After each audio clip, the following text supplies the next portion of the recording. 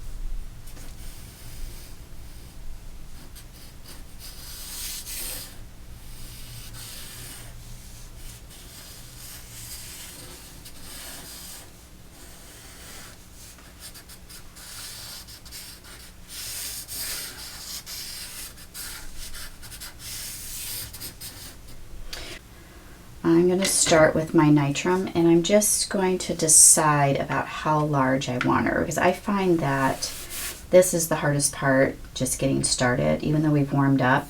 So I always kind of look at, all right, I want her about here. I'm going to put her in the center.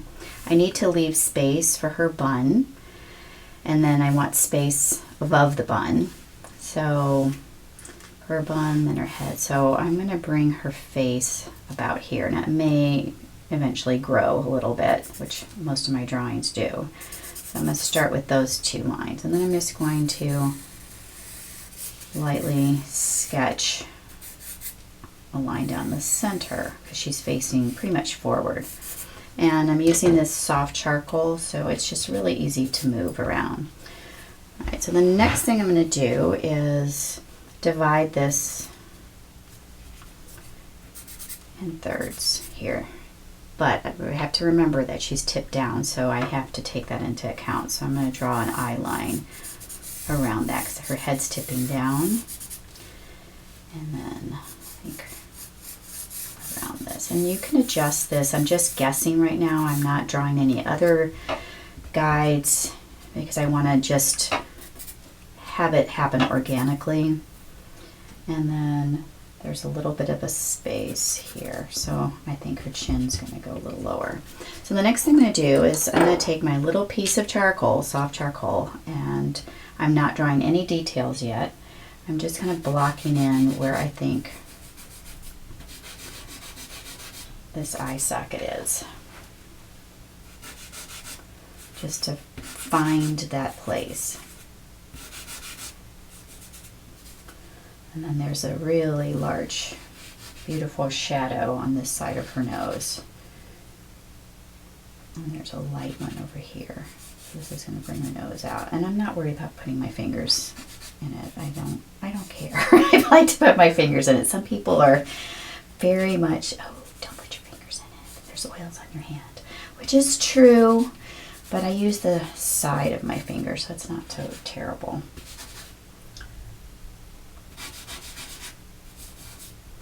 So in this part of the sketch, we're just laying the foundation of where we think the features are going. So I need to look at her a bit more, and so the eyebrows are kind of going up because she's tilting down. I'm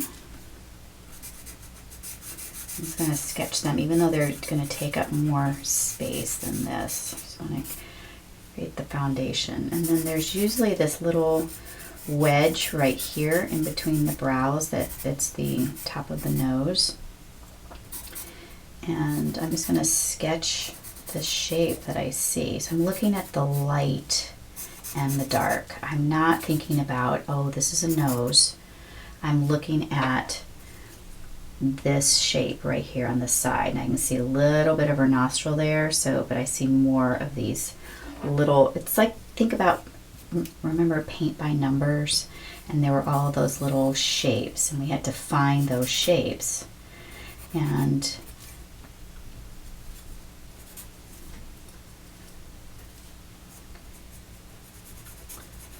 where it's light and where it's dark.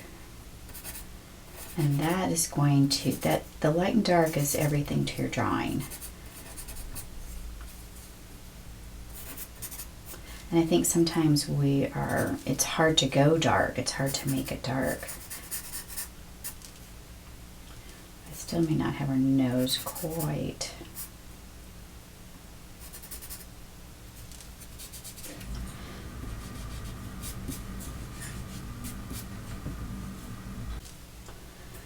So if I look closely, I can see her eyeball under there, but I'm just going to block it in for right now because it's such a tiny little wedge of white and it's kind of weird looking. So what I like to think about is I want to make it look right till it feels right to me. And I think it is a very important lesson for all of us. When it looks and feels right to you, that's when you know that you've created you're using your voice as an artist. And we can't create for anyone else. We can only create for ourselves. And when you can find that, then it's truly your artwork. And I think that's what we all want. That's what I want, you know, to create art that looks like Renee's art. I don't want to create something that's someone else. Now I'll study techniques by other people and do the lessons, which I think is really important, and then take from those lessons what really worked for me and what I really found interesting, and then bring it into my own artwork, and then it just kind of morphs into what I want it to be. So it's something to think about. You know, as an artist, you have to continue to take classes and to learn and to practice, and you take those elements that really work for you and you bring them into your work, because they're not going to look the same. You have to give yourself permission to do that. And I learned that years ago when I would take dance classes with people, and if I didn't particularly love everything in the dance class or the movement I was doing, I tried to look at, okay, what is one thing I can take away from this that will work for me? And when I got that into my head, it just made everything, I would look, it became like a treasure hunt. I would look, okay, what is going to work for me? And then I would try to do things outside my comfort zone. And then I was able to grow as an artist that way. And sometimes it's hard to do things outside your comfort zone, especially when it's drawing. And when I first started using charcoal, I was like, oh no, I'm not loving this charcoal. All right, so I'm getting down to this base of the nose, and I need to kind of anchor this part of her face. And there is a little space, I'm up a little high. So this part of the work is, I find, very important in order to have this successful expressive piece. Draw this shadow. So there's this little space right here. It's called the philtrum, and I'm looking at the shadow shapes in there, and that's where the kind of the cupid bow, her lips are. And I'm going to take a piece of this vine charcoal because I can sometimes get the lips to be, and I'll just like sharpen it a little bit, rub this till it makes a nice wedge. A little piece of sandpaper, and a lot of her lips are in shadow, but I'm going to just pull this out just a bit to kind of help me find it. And this curves up. It's on the same curved line as this.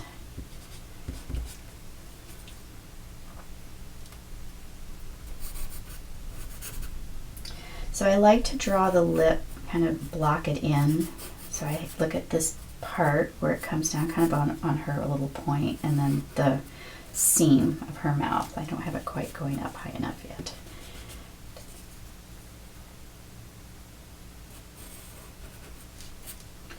And then how this is shaped, because there's a little shadow there.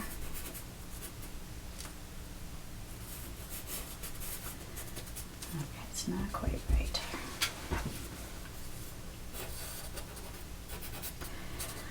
It's much easier to do this if you're on an easel. Get a better perspective of it. But I want you to see all the pieces of charcoal that I'm pulling from and how I'm going to do this.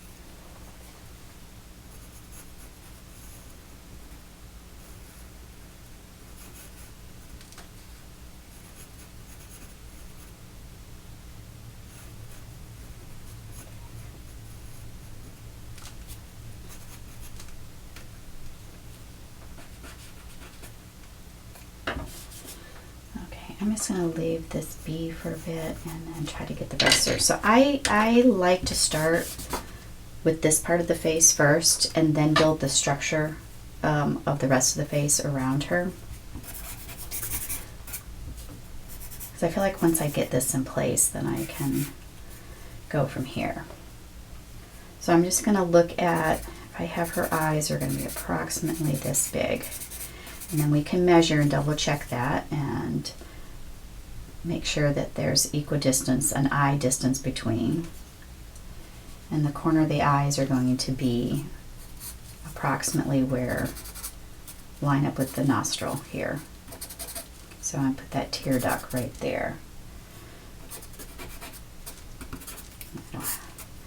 So I'm always like going back and forth as I move this around, checking on my proportions. And one of the things that I love about this photograph is this bright light that's on her lid, and she has some like glittery eyeshadow. I think it's pretty. All right, so now here's the corner of my eye, and I'm just going to go out to the side. It may come in, that's a little wide. So what I'm doing is I'm just looking from here to here in this shape that goes around, even though I can't see this. So then I'm going to come around, and I know it's going to be pretty symmetrical there, and then come around. So these are good measuring points, like the side of the nose to the side of the face, and the corner of the mouth to the side of the face. You want to kind of eyeball this space. It will help you build that frame around her face. It doesn't have to be exactly perfect.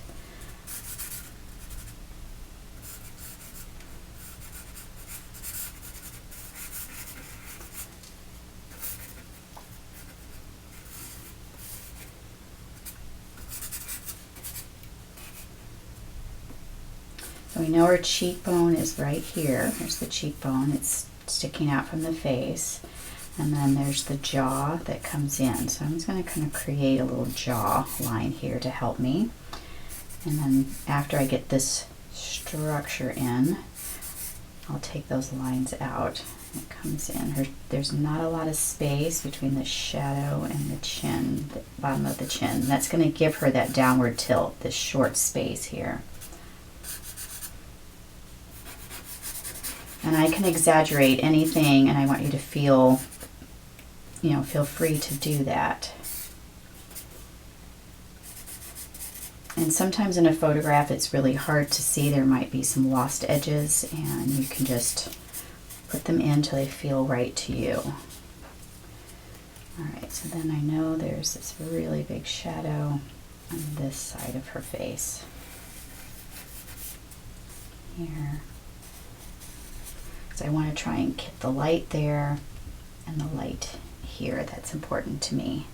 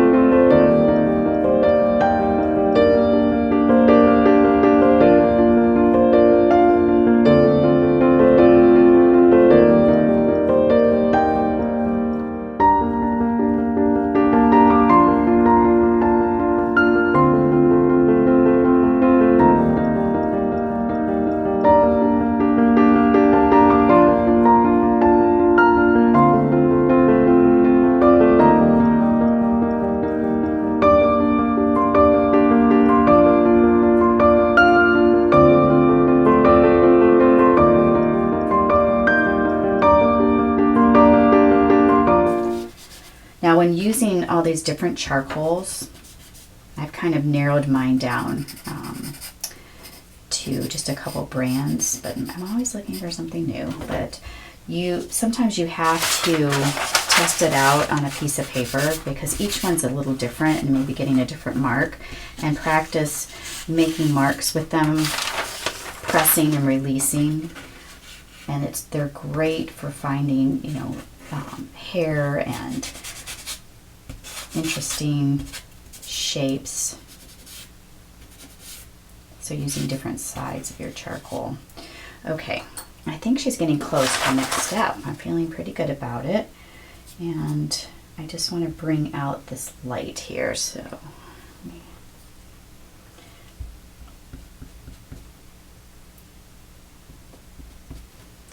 let's try this here. There's a nice light here. Because once I put the ink in, it's going to go where it wants, but I'm hoping that I can get a little bit of light out of here.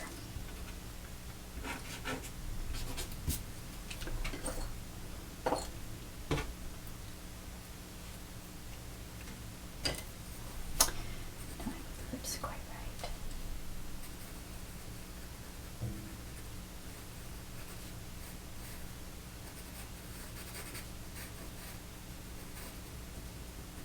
They're kind of turning up a little bit.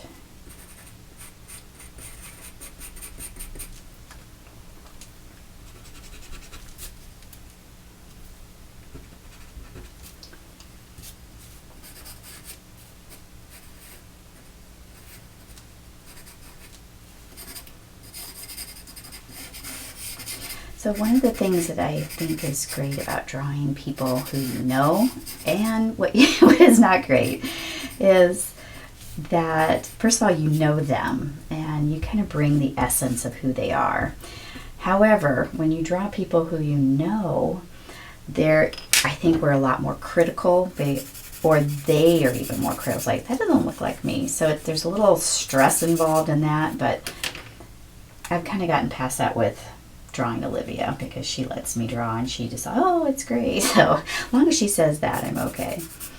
Now, I know Olivia has this kind of dark circle-ish under here, and I think it brings a lot of beauty to her eyes.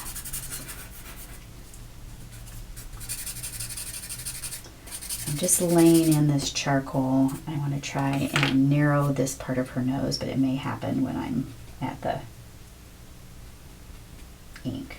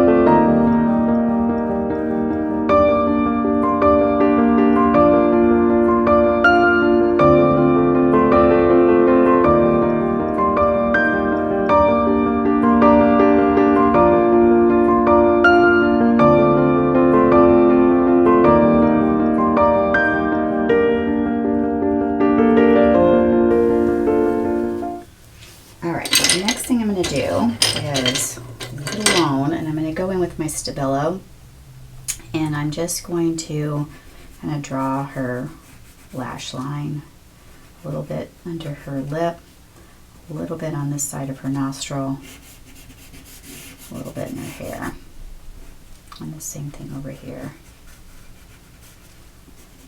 I'm using the Stabilo very sparingly. Alright, so what I'm going to do is I have my Speedball ink in this little bottle, and I want to have it kind of watered down, so I'm going to put some water in here. I don't want it full strength yet. I'm just going to put a tiny drop. It's very strong. Okay, get a watery.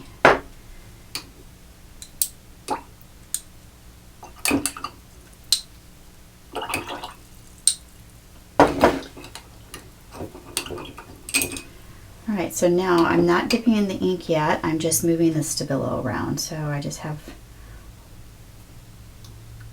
and I'm trying to avoid that little space if I can, but I really don't have a ton of control over this. There's a lot of dark there. It comes up here. I can move this around, put it into her hair.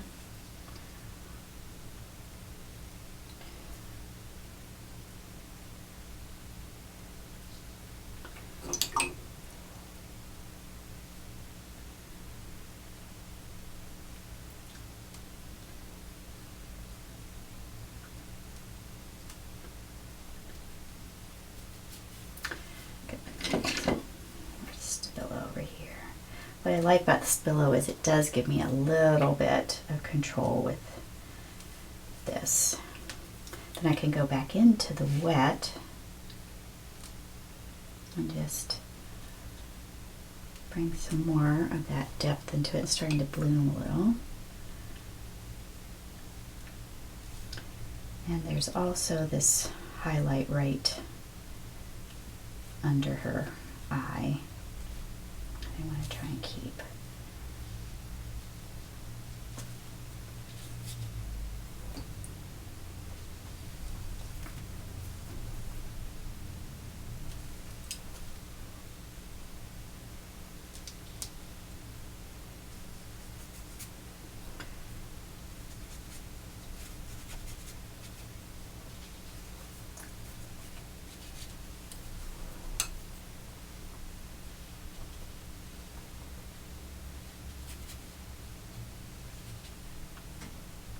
Now, if you don't like something, what you can do is you take your brush and put it in clean water and a paper towel and pull the water off, and then just absorb if it's making a puddle you don't like. So there's light in the center. I'll try to capture that. Okay, so now I'm going for it. So I have this wet here. This is just my first layer of this, and I like how putting multiple layers is going to look. So I'm going to take a little bit of the watered ink, and I'm going to start here at the darkest value and just put a little touch in.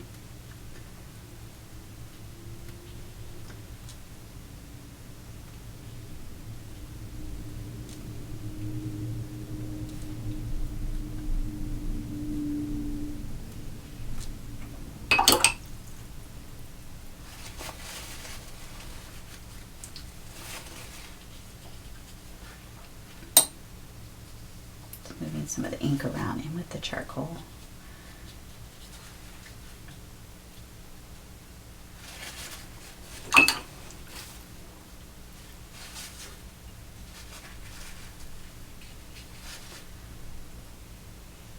Now if I want darker ink, I can just add a little bit more to my mix and just take my time so that it's much darker there.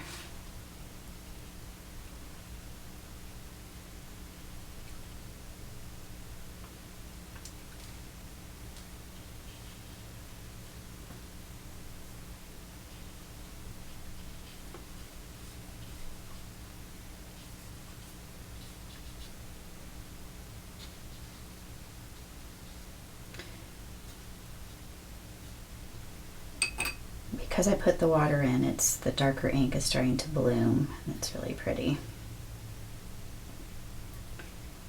So I'm trying to make it move around the portrait.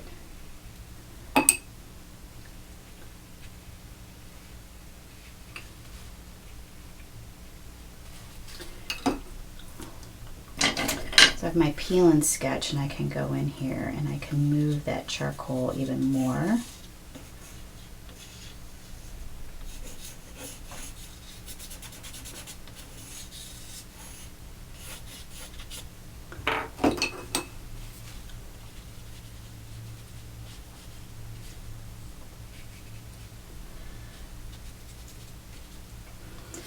I'm going to take it.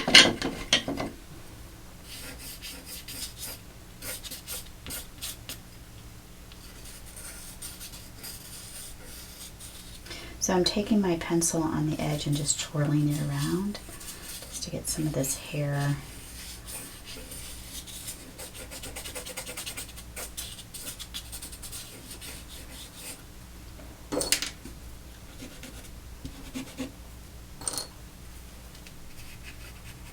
So these places that seem to be blurring together a little bit, I can always go back in when it's dry and kind of refine this. I want to be careful while it's wet. I'm just working back and forth, and I'm taking my mechanical pencil and I'm just going to make little marks here.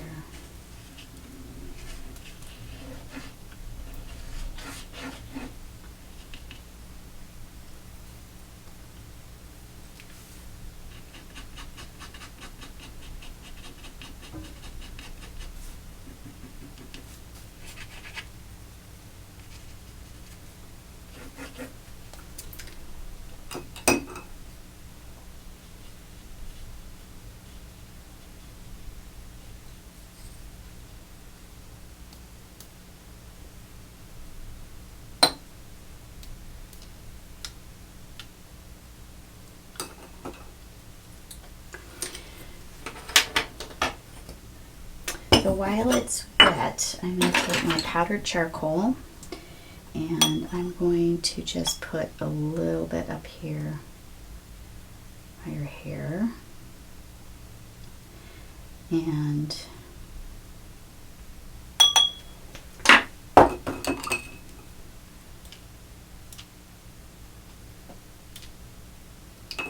couple splatters.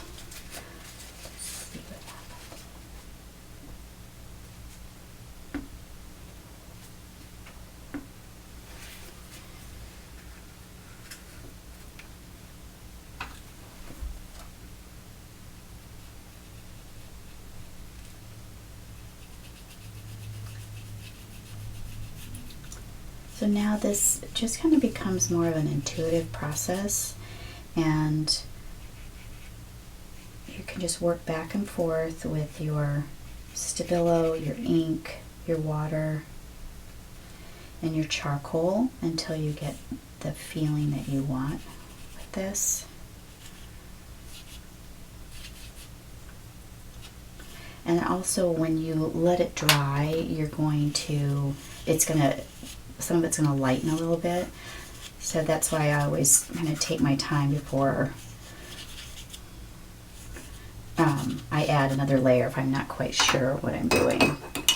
So I'm going to take a little bit of the inky water and just kind of move it into her ears here. So I just want them to just kind of disappear a little bit.